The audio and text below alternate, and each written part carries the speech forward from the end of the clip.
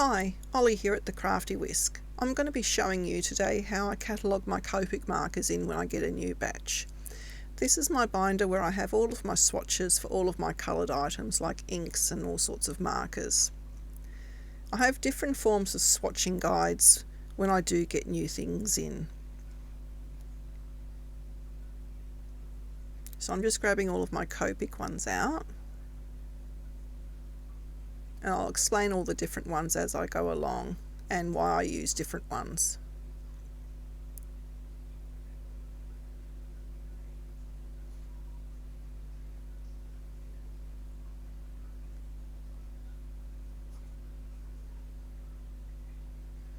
And where I can provide links to the ones I use, I'll have them in the description box below. Some of them I can no longer put links for, but you can access similar ones when you just Google Copic printable charts, and you can just print some off the internet. But the ones I can still give links for, I will link them down below.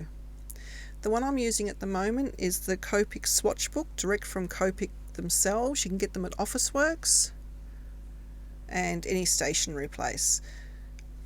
This one's really good for when you actually go to stores like Officeworks, and you can see which ones you already have. Now when you swatch, you actually need to colour at least twice, if not 3 times, so you get a true indication of the colour of the marker, like when you are blending.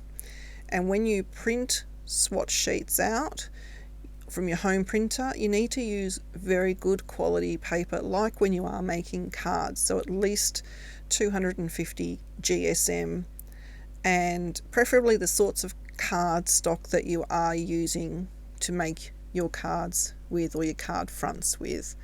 So an alcohol marker friendly card stock.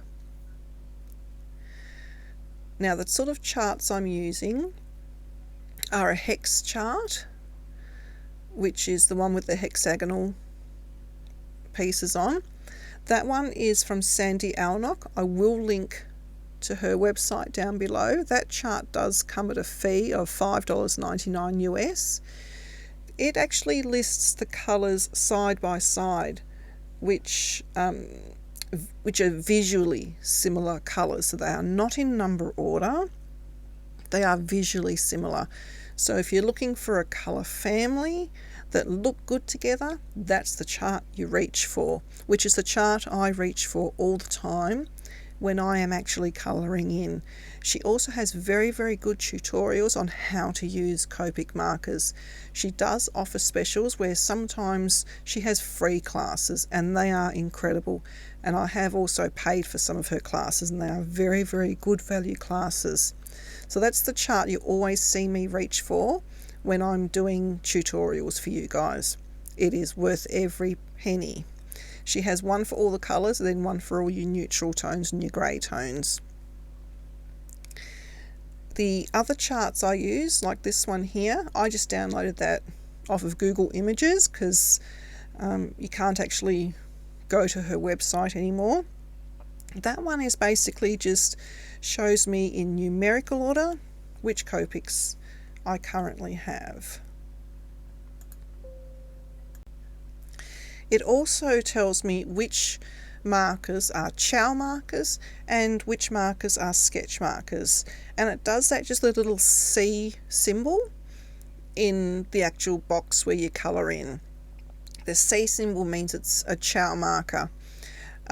They are also available in sketch markers, but it also means that you can get it in chow. The chow is the cheaper of the markers. The sketch is the more expensive. When I can, I always buy it in the chow just because it's budget friendly.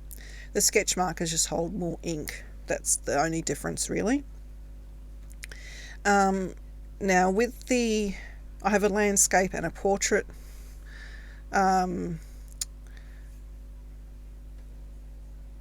swatch chart. There's no difference between the two. It's just I went a bit overkill. Now the colour wheel chart that I have, that one I use when I need to know on the colour wheel which colours are friendly, like they play well together, like the one I've got in front of you now. if you know any colour wheel basics, you need to know sometimes which colours play friendly, which colours are nice, which colours are not nice together, which colours are going to make mud when they blend together, because you don't want mud most of the time. You want colours to be nice. That's when that one comes in handy. That one I do pull out when I just don't know colour theory very well. Now, the one good thing with sketch markers is that they have the colours written on the lids. The one I'm swatching at the moment is a Chow marker. They have the numbers written on the sides, so it's really hard to actually see what colour you're using.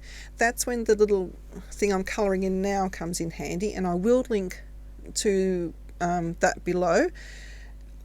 It's a little lovely lady has actually done all the typing out of all the little numbers for the Chow markers, and then you just print it onto a self-adhesive label sheet, use a little hole punch, punch it out, and because you've done it on a label sheet, it's adhesive, and then you just stick the label on top of the lid of the Chow marker. I do it on both sides. Stick it on the lid, and then when you go to put it into your storage system, you can see what number it is along with your sketch markers. Easy peasy. And that's why I love using the Chow markers along with the sketch markers, because you can see all the numbers and it makes no difference.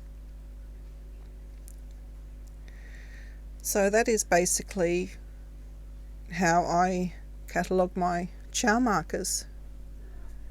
Nice and simple.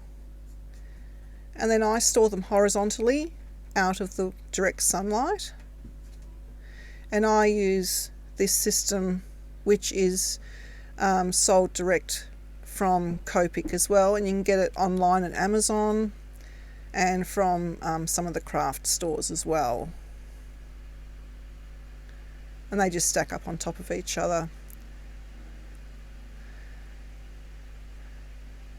And there you go. Thanks for joining me. Don't forget to like and subscribe. And I'll see you again soon. See you guys later.